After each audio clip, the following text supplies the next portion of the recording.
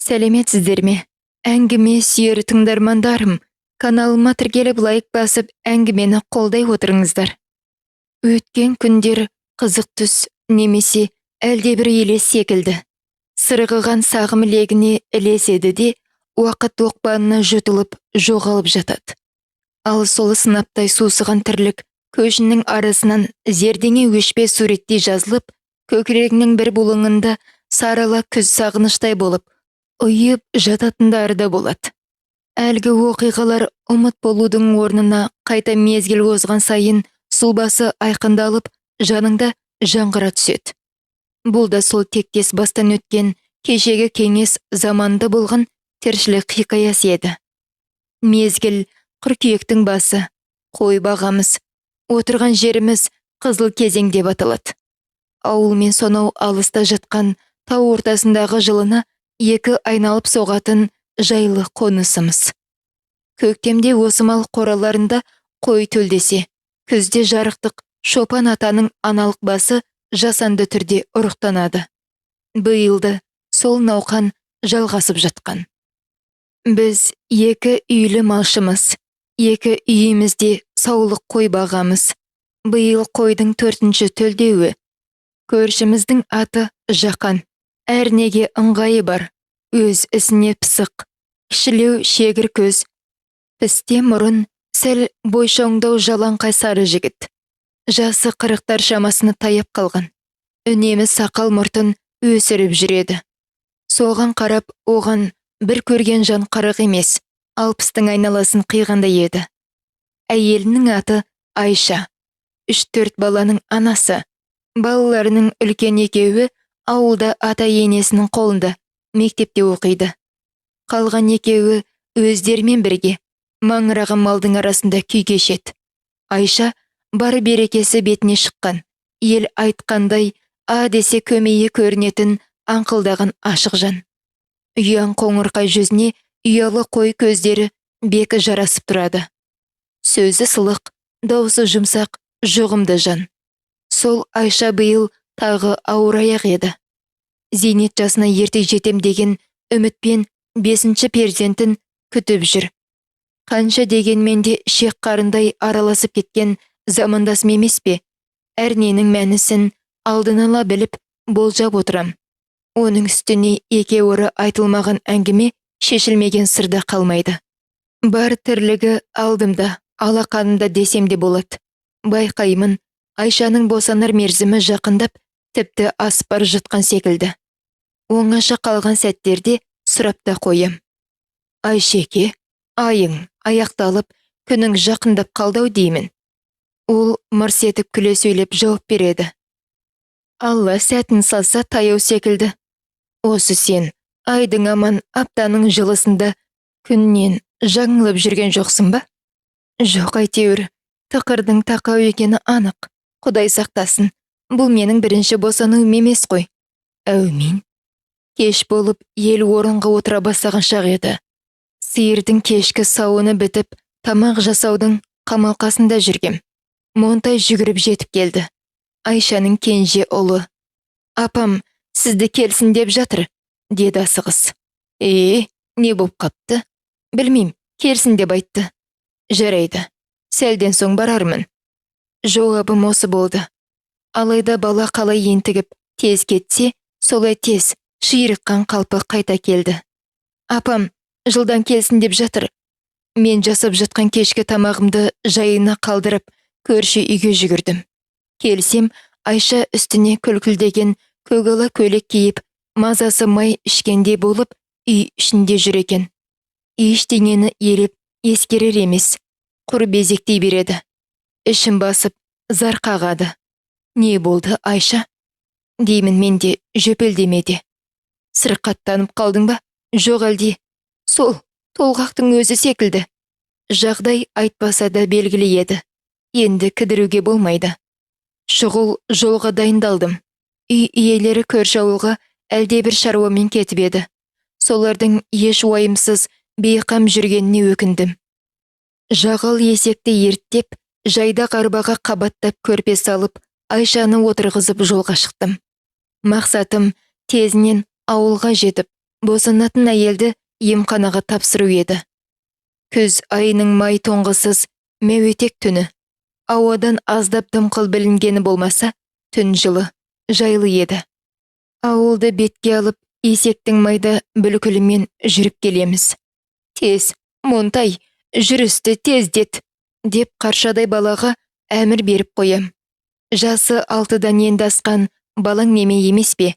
Мен бол деген сайын жағал есекті шыбықпен шықпыртып қояды. Жағал есек байқұста барын салған сыңайлы. Ал үйден шыққаннан бері бебеулеп келе жатқан Айшаның жағдайы тіпті қиындай түскен. Есек арба бірде ойпаң жерге келіп тұмсық тірегенде Айшаның жан дауысы шығып кетті. Тоқта деп айқайлады. Тоқтаңдар. Дауысы үздігіп, жарықшақтанып шықты. Арба тоқтады. Кел, көмектес, деді сол шарасы шайқалған күйі. Көмектес, не істейтініңді өзің білесің. Мен жағдайды шұғыл түсіне қойдым. Аздан соң жас нәрестенің әлденеге шашалып шыққан нәзік үні естілді. Ұл бала екен. Кіндігін кесіп, өзін менің іш көйлегіме орап алдық. Ақыры Айша емханаға да жетті. Баланың атын Жолдыбай болсын дедік. Арада жыл өткенде Айша сырқаттанып, аудандық емханаға жатып қалды. Қай жер екенін білмейм. Әйтеуір сырқаты соқталы секілді. Ота жасады дегенді де естідім. Мұндайды қайтып шыдайсың? Арнайы іздеп бардым. Мені көріп көп жылғы көне серіктесім қуанып қалды. Жақсымын, дедім амандықтан соң жайылып түсіп. Бір білетінім, түбінде жақсы болатын секілдімін. Қаның аз дейді. Осы екеуміздің қанымыздың тобы бір әусірі. Ол бұған қуанып қалды да артынша қабақ шытты. Өзіңе де керек қой сол қан дегенің, деді. Ақ көңілділікке салынып, маған беріп, артынша өзің туралап қалып жүрме. Жағдайды бас дәрігерге айттым. Арықтау келген қасқабас маман менің сөзімді тыңдады да жадырай күлді. Мен қан тапсырдым. Оймен барлап қарасам, бұл фәни қас пен көздің арасындай өтпелі екен ғой. Қызыл кезеңде мал баққан жылдар. Жолдыбайдың айлы түнде арба үстінде туған сәттері кешегі кеңес кезі болатын. Одан бері де талай дүниелер бастан өтті. Қызыл қоғам құлады, колхоз тарады. Ел бет-бетіне кетті.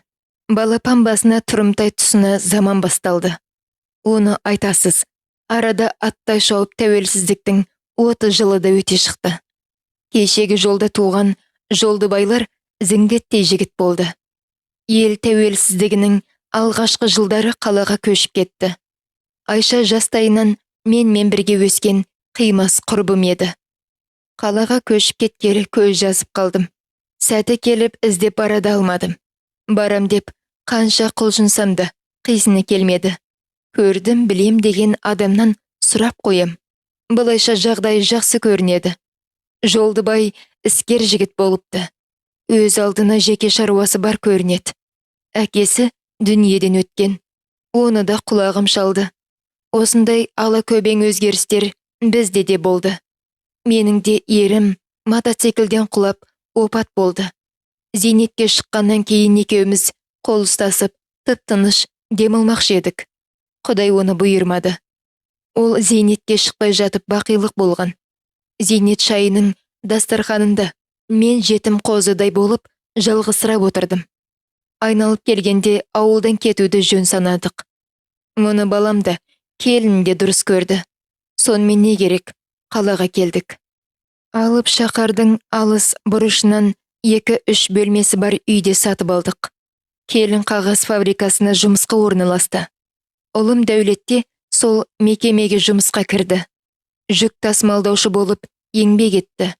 2 ұл бір қыз мектепте арнайы сыныпта оқиды. Мектеп жақын еді. Өздері барып, өздері келеді. Бұл да бізге үлкен пайда болды. Жағдайымыз жаман деп те айта алмаймын. Ішкеніміз алдымызда, ішпегеніміз артымызда дегендей түйе тоқ тірлік етіп жаттық. Жаратушы осы күн көрісімізді көп санады ма білмеймін. Арада жылға жуық уақыт өткенде Дәулет Жол апатына ұшырап, емханаға түсіп, соңынан мүгедек болып қалды. Бел омыртқаға дәс кетіпті. Жұлын қабынан тайып, сыртқы үлпершек орамасына сызат түсіпті. Үлкен ағза мұндайда көп қимылдағанды, жұмыс дегенді, ауыр шаруамен айналысқанды көтермейді екен. Дәрігерлердің айтуынша, өзін өзі күтіп, сақтық шараларын іске асырса, шамалы уақытқа сауығып, қатарға қосылып кететін көрінеді. Ол уақытша зейнетке шықты. Оның жұмыссыз қалуы отбасы тірлігіне кәдімгідей әсер етті. Жан-жақтан сылдырап ағып құйылып жатқан мөлдір бұлақтардың біреуі тартылғанда еді. Пәленде болмаса да, себездеп жоқтық нышаны байқалады. Бірде анау жетпейді, бірде мынасы кенжелеп қалады. Әйтеуір бір тапшылықтың жағалай бастағаны анық еді. Оны бәріміз де сезіндік. Ауру кірсе, әлек кіреді деген рас. Осы жоқтықтың себепшісі де, салдары да дәулеттің денсаулығының дімкәстігі. Неге дейсіз ғой? Негесі сол, отбасына сырттан кіретін ақшалай табыстың тең жартысы науқас жанның түрлі дәрілеріне кетеді. Дәрі біткеннің бәрі шетінен қымбат. Әрі ай сайын бағасы жаңарып, өсіп отыратын қайтерсіз. Келінім жаратылысынан жібектей жұмсақ, жаны нәзік жан ғой. Алдымнан қия өтпейді. Апашым деп жәудіре қарап, әлдене дегенде іші бауырым елжіреп, жылағым келеді. Келін болып түскен күннен бастап, талшыбықтай бұралған ибал еді. Сол қалпынан тегі айнымады. Не айтпақ болса да қасы көзіне қарап, айтар сәтті күтіп, иіліп тұрады. Артық сөзі де жоқ, дегенмен іске мығым. Апа, деді бір күні қасыма келіп, қатар отырып. Сізге бірдеңе айтсам ба деп едім. Дауысы әдеттегідей сызылып шықты. Құлағымның түбінен әлде бір нәзік қоңыраудың үні сылдыр еткендей еді. Мен риза пейілмен бас изедім. Айтайын дегенім мынау, деді. Осыны айтсам ба екен, әлде айтпасам ба деп көп ойландым. Ақыры айтуға тура келді. Сізге жұмыс табылса, істер ме едіңіз? Ол не дегенің, қарағым, өзім де соны ойлап жүрмін. Ал сонда не істеуім керек? Апа, бұл қала ғой, деді енді жүзі жадырап, жайнан қағып. Үйде отырған жаны отыра береді. Ал көшеге шықсаңыз, жұмыстың көптігі сонша сүрініп жығыласыз. Бәрекелді, жақсы екен. Ойлана келе сізге лайықты жұмысты да тапқандаймын. Ол нендей жұмыс? Сиделка деген жұмыс бар. Жеке бір адамның ғана тірлігімен айналысасыз. Мысалы дәрменсіз, кейде сырқат немесе мүгедек жандар болады. Солардың біреуіне барасыз да, көмекші боласыз. Айтқанын істейсіз. Не деп тапсырма берсе, соны орындайсыз. Тамақтандырасыз, жуындырасыз, киіндіресіз. Кейде көше аралатын шақтарыңызда болады. Уақыты келісімді, айтқан сағатында барасыз да, белгілі уақытта қайтасыз. Күндік ақшаңызды аласыз да тайып тұрасыз. Осындайда жұмыс барын құлағым шалғаны бар. Ендеше сол құлағыңыз шалғанды көзіңізбен көретін боласыз. Бұл қала ғой, тіл жағы қалай болар екен? Өзге емес, тура қазақтардың өзін тауып берем. Үйде болғаныңызда жақсы еді. Жылы орнымнан қозғатты ренжімеңіз. Реніш жоқ, қарағым. Қайта үйден шығарып, басқа тірлікке араластырғаныңа қуанып отырмын. Ісіңізге сәттілік тілеймін, апа. Жолыңыз болсын. Рахмет. Ғаламтор мен жарнамада не жоқ дейсің? Жанынан өзгенің бәрі табылады. Сиделканы іздеп көп шабылмадық. Дегеннен кезге кетті. Сиделка дегеннің өзі, ойлап қарасам, жан-жағы кең, ауқымды дүние екен. Тек адамдарды ғана емес, иттер мен күшіктерді, керек десең, доңызды бағатын бақташыға дейін қажеттілік туындапты. Соның бәріне ақша төлеп, күтуші жалдайды екен. Біз баратын ғаріп орталықта тұрады екен. Тегі қазақ, жер ортасынан асқан адам көрінді. Не істеу керегін барғанда өзім айтам депті. Барымызды киіп, бақанымызды қолымызға алып дегендей жолға шықтым. Айтылған автобусқа отырып, белгіленген аялдамадан түсіп қалып, әлгі адресті ізі бойынша оп-оңай тауып алдым. 3-ші қабатқа жедел сатымен көтерілдім де, керекті нөмір басылған есіктің дыбыс таратқыш нүктесін бастым. 2 реткі басқаннан кейін барып, сыңси келе есік ашылды. «Сәлеметсіз бе, сиделка?» дедім. «Да, заходи», деді ол. Божбандай болып семірген шой желке, келісті сары қызыл әйел екен. Кескен кеспектей деген сөзді бір жерден құлағым шалғаны бар еді. Үй иесі тап соның өзі. Иық пен май бөксеге дейін тұтасып, бітісіп кетіпті. Өңі шапыраштанып, түтігіп кеткен бе, әлде бірдемеге ренжіді ме, ол жағын біле алмадым. Алайда көңілі құйындап отырғаны анық. Көрсеткен жеріне отырдым.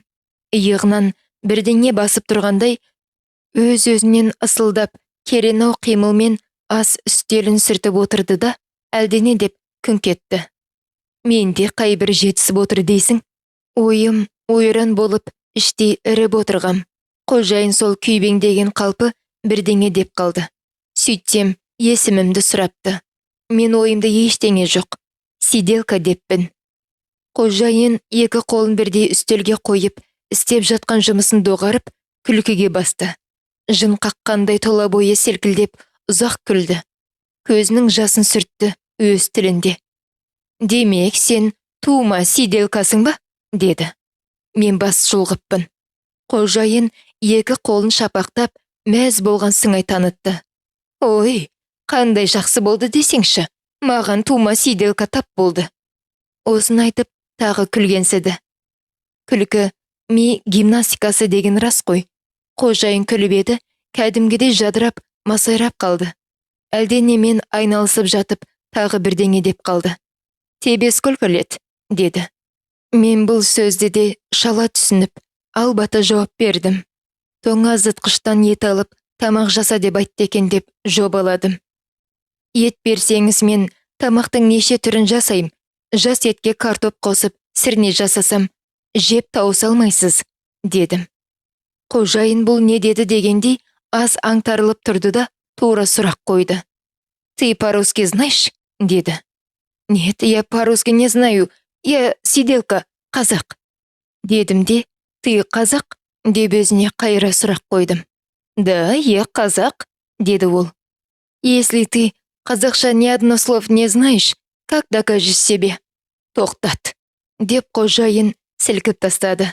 «Прекрати разговор». Сөз осымен бітті де, күйбең тірлік жетегіне ілестік. Қойшы әйтеуір, алғашқы күндер осылайша ала көбең күйде өтіп жатты. Бәрінен де орысшаға олақтығым қол байлау болды. Қожайының айтқан сөздерін шет жағалап түсінбесем, көбін ұға бермеймін. Соның салдарынан ауық сөз естіп те жүрдім. Бір таңғалғаным, қожайыным түкке тұрғысыз бірдемеге ашуланғанда, өңі әлем тапырақтанып бұзылып кетеді екен. Тарпа бас салып, сойылға жығатындай болып көрінеді. Алайда қайтуы тез. Шырпы жаққандай уақытта сабасына түсіп мүләмси қалады. Одан кейін өзіңді іш тартып аялай қалады. Сол ұрыстан өзі рахат табатын сықылды. Келесі күні кіршіге жылы су құйып, сабынды шүберекпен еден жуам деп тағы бір пәлеге қалдым. Сөйтсем, бұл тірліктің арнайы аспаптары бар екен. Ол аспабының бар екенін мен қайдан білейін, ауылдағы әдетке салыппын. Күтпеген оқиға жұма күні болды. Мұның өзі денесі жардай болғанымен дімкәс секілді. Ауық дәрі қабылдап жатады. Ара-тұра ақ қалатты мейірбекелер келіп кетеді. Аптасына 2 рет массаж жасайды екен. Мұндай ем қабылдауын алғаш рет көріп отырмын. Дегенде денесіне бірдеме жағып, сүлгімен ұзақ ысқылады. Бұдан кейін осы массаждың қалай басталып, қалай аяқталатынын бір сөзбен айтқанда, не істеу керегін бейнелейтін қаттама қағазға салынған суреттерді көрсетеді. Сол суреттер негізінде жаттығу жасап жатырмыз. Бәрі де сәтті өтіп жатқан. Қожайын бірде шалқасына жатады.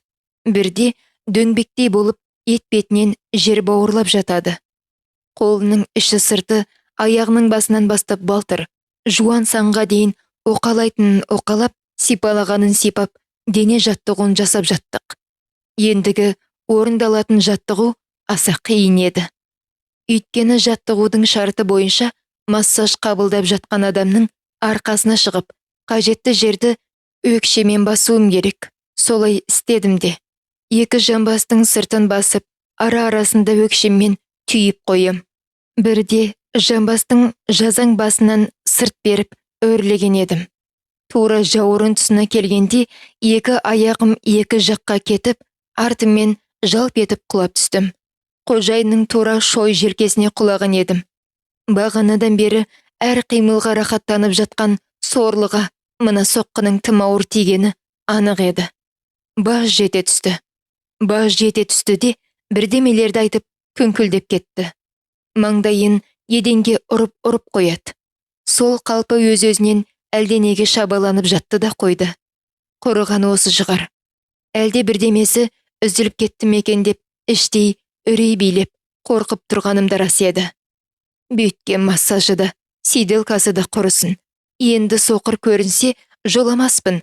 Қасына деген суық ойды жан дүниемді шарпып өтті. Мен осы көрініске сырт адам секілді тек қана қарап тұрмын. Ешбір көмегім болмады. Қожайын сөзімді тыңдамады. Денесіне қолым тиді. Бітті, қағып жібереді. Жатып бір уақытта тұрдау. Талтаңдай басып, қорбаңдай қозғалып, түпкі үйге өтіп, артынша қайта шықты. Күндік еңбек ақымды беріп, есік ашты да, қолын сілтеп, жоғал деген ишара жасады.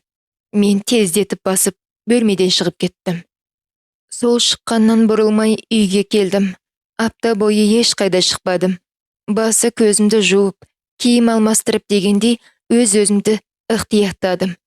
Менің күнделікті өмірде көргенім, бастан өткеннің бәрі бір түрлі қызық әңгіме секілді. Кешкі ас үстінде мен айтам, өзгелері елеуреп рахаттана тыңдайды. Кей тұстарына келгенде жаппай күлісіп те аламыз. Әттеген-ай деп бас шайқап қабақ шытқан сәттерімізде жоқ емес. Келесі келгенім орта бойлыдан сәл биіктеу, жіпсік көз, дөң қабақ, пісте мұрын, қарны қампиған қасқа бас адам еді. Қауға басында қылпық жоқ, шаш біткеннен жұрдай екен. Сонысына қарамай айтақыр басын сипалай береді. Шолақ дамбал бүрісіңкі бөксесіне далда болса, жеңсіз жейдеше кеуде тұсын ғана қалқалауға жетіпті. Май қарынның етегі әрбір қозғалысынан кейін ірік етеді. Сырт бітімі тура Қытайдың кейпінен аумай қалған. Дене репеті сабырлы, маңғаз жанды еске салады. Алайда мүлде олай емес екен. Сыртқы маңғал кейпіне жүріс тұрысы, сөзі тіпті сай келмейді. Бұлайша айтқанда жеңілтек адам екен. Бекер, обалы не, а дегеннен жылы қарсы алды. Жоғары шығыңыз, отырыңыз, шөлдеп қалған жоқсыз ба? Су әкелейін бе? Деп бәйек болды. Сыртқа сездірмесем де, мұнысына кәдімгідей ішім жылып қалды. Қазақ баласымыз ғой, жөн сұраса отыралық деді. Сөйтті де алыстан ырғап тартып, бәрінде сұрап алды. Ең аяғы менің жасыма дейін ежіктеп, туған күніме дейін жіпке тізгенде етіп біліп алды. Әсіресе күйеуімнің мотоциклден құлап мерт болғанын естігенде кәдімгідей қапалыс білдірді. Обалы болыпты, деді айтақыр басын шайқап. Және тіпті қиын болған екен. Содан бері жесірмін деңіз. Солай енді қайтеміз, басқа салғанды көрдік. Еріңіз қайтыс болғаннан бүгінге дейін талай жыл өтіпті. Осы уақыт ішінде сіз тегі талшыбықтай бұралып, бой жеткен қыз болып кеткен шығарсыз. Бәлкім, мені қуантатын жаңалығыңыздың бірі осы болар. Оған несіне қуанасыз? Көп жесір қатынның бірімін. Бір жағынан солай екенінде рас. Дегенмен сол бой жеткенді Құдайдың өзі айдап, қолыма құшағыма әкелгенін қараш. Шынымды айтсам, қуанып отырмын. Босқа тыраштанбаңыз. Жүйесі сөзді айтпаңыз. Одан да негізгі мәселеге көшелік. Бүгін мен не істеуім керек, соны айтыңыз. Ол мырс етіп күлді де қойды. Әйткенмен ештеңе айтпады. Анығында бұлар кісі жалдап, жұмыс етіп үйренген жандар ғой. Не жұмыс істетуін білет. Сол үшін де менің келгеннен бастап қайтқанға дейін қолым әсте босамайтын. Бір байқағаным, қожайынның маған деген жат пиғылы сәт сайын артып келе жатқандай еді. Үнемі қалай жағынудың жолын іздеп, әр нені бір сылтау етіп, мені жетегіне алып кетудің жолын қарастыратын сықылды. Музыка қосып қойып, билейік дейтінін қайтерсің. Неге мені биге шақырасыз? Бұл бидің қандай мәні бар? Деп те қоям. Арасында үйістіп, өз көңіліңді өзің көтеріп тұрмасаң болмайды, дейді. Қожайын көсемси сөйлеп.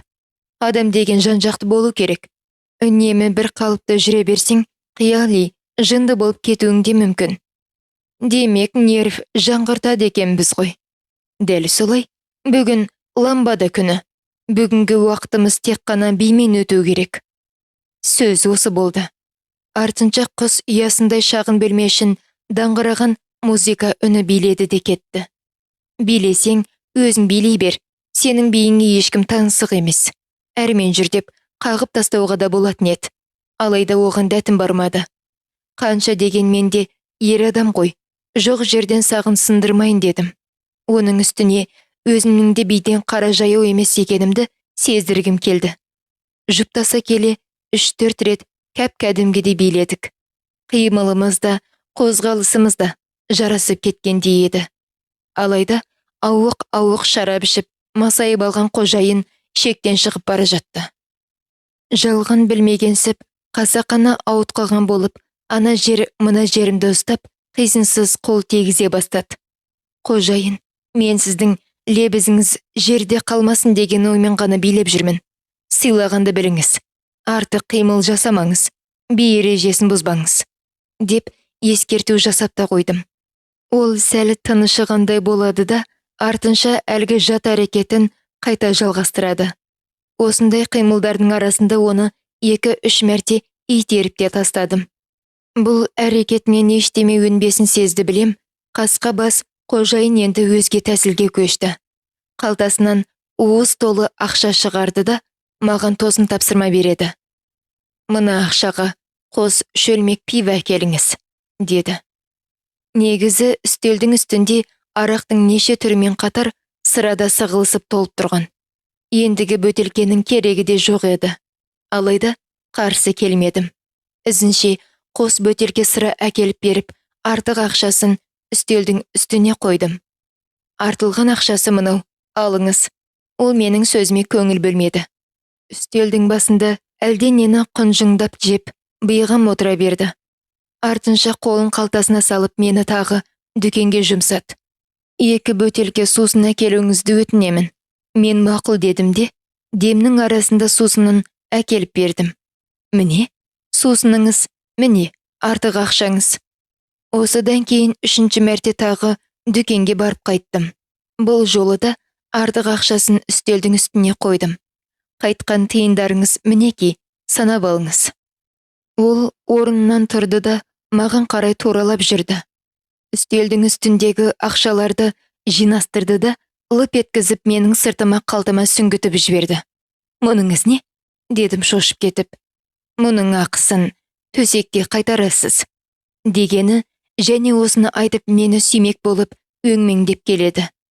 Кейін шегіне бере жақтан оңдырмай осып жібердім. Соққының күшті болғаны сонша, ол қалпақтай ұшып құлап түсті. Бұл сиделка жұмысының аяқталғанының белгісі еді. Есікті әйел адам ашты. Кіре берісте сәлемдесу ишарасын жасадым. Ар жақтан менің сәлемемді қабылдаған риза пейілді дауыс естілді. Әйтсе де, есендескен адамның дидарын көре алмадым. Сыртқа шығар бөлме тым кішкене әрі ала көлеңке екен. Қаптал бөлмеге озып, қол сөмкемді алдыма ұстап, иба сақтап отыр едім. Әлгі әйел кіріп келді де, оқыс селт етіп тұрып қалды. Соның арасынша іштен ышқынып шыққан, булыққан үн естілді. Әйелдің бірдемені айта алмай бөгеліп қалғаны рас еді. Жалт беріп мен де қарай қалдым. Қарадым да, үнім өшіп сілейіп қалдым. Құдайым-ау, сол ма? Шынымен сол ма? Деген ой жан дүниемде құйындап өтті. Жанарым жыбылықтап, қайта қарадым. Жазған-ау, Сол сықылды. Иә, соның нақ өзі. Қарсы алдымда не дерін білмей, мелшиіп тұрған Айша еді. Айша, деп дауыстап жіберіп, орнынан ұшып тұрып тұра ұмтылып құшақтай алдым. Ол да менің атымды атап, қапсыра құшақтап, беті көзінен сүйіп, шырпыр болып жатыр. Ойда жоқта екеуміз осылайша қайта табыстық. Ол да ағылда тегіл болып жылады. Мен де көз жасыма ерік бердім. Жылаған күйге құшақтаса келе, түпкі бөлмеге кірдік. Әлі де өзіміз келе алмай жатырмыз. Айша, бұл сенбісің? Дедім, аздан соң шыныменен солайшасың ба? Айша аман ғой, деді ол, баяғысынша ұяң үн қатып. Сол ескі құрбы, көне көршіңмін. Айтпақшы, бізді қалай таптың? Сиделка керек, деп хабарлама беріпсіңдер ғой. Сол жарнама бойынша таптым. Сонда сен сиделка болып жүрмісің? Иә, солай. Соңғы кезден бері сиделка болып жүрмін. Жалғыз ұл машина апатына ұшырап мүгедек болып, төсек тартып жағалап қалды. Келінің тапқаны кімге талшық болады дейсің? Менің зейнетақымда мәз емес. Сонымен қарап отырғанша деп, осы тірлікпен айналысып жүрмін. Енді бүгіннен бастап, ол тіршілікпен қоштасасың.